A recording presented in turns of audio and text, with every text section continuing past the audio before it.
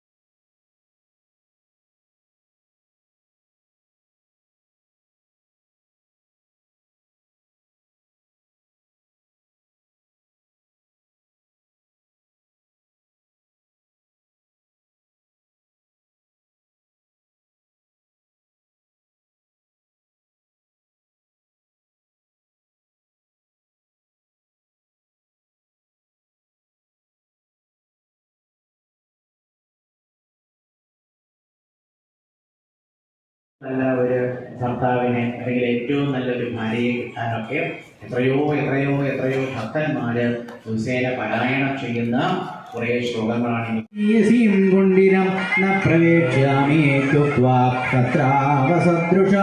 ഭഗവാൻ ഭീഷ്മകസുതാമേവം നിർജിത്യ ഭൂമിവാൻ പുരമാണീയ വിധിവകുവയേനേ ഗുരുദ്വാ. ഭഗവാൻ ഭീഷ്മകസുതാമേവം നിർജിത്യ ഭൂമിവാൻ പുരമാണീയ വിധിവകുവയേനേ ഗുരുദ്വാ. ഭഗവാൻ ഭീഷ്മകസുതാമേവം നിർജിത്യ ഭൂമിവാൻ പുരമാണീയ വിധിവകുവയേനേ ഗുരുദ്വാ. ഭഗവാൻ ഭീഷ്മകസുതാമേവം നിർജിത്യ ഭൂമിവാൻ പുരമാണീയ വിധിവകുവയേനേ ഗുരുദ്വാ. ഒരു വരിയെ നിങ്ങൾ അവിടെ തന്നെ നിൽക്കണേ, ശ്രദ്ധിച്ചോളൂ.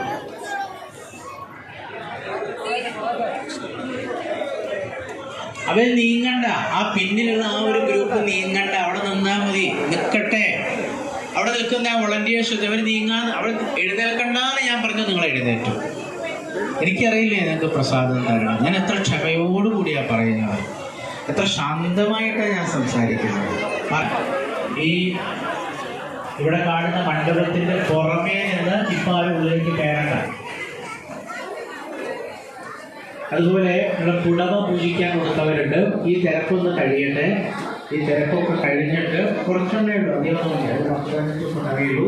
ഈ തിരക്കൊന്ന് കഴിഞ്ഞാൽ 5 മിനിറ്റ് കഴിയും. അത് കഴിഞ്ഞാൽ കുളമ കുടിച്ചവർ കഴിഞ്ഞിട്ട് ഈ തിരക്ക് കഴിഞ്ഞിട്ട് വന്നാണ്. അപ്പോൾ അവർക്ക് അഥവാ നിൽക്കാൻ സമയമില്ലെങ്കിൽ ഇവിടെ ഉണ്ടാവും. നാളെ വന്നാലും ഞാൻ കൊണ്ടുപോകുന്നില്ല, നിങ്ങളുടെ കുളമ നിങ്ങൾക്ക് തന്നെ തരും. ഇതുള്ള കാര്യം കുളമൂലിക്ക് കൊടുത്തവരെ അറിയിക്കുക.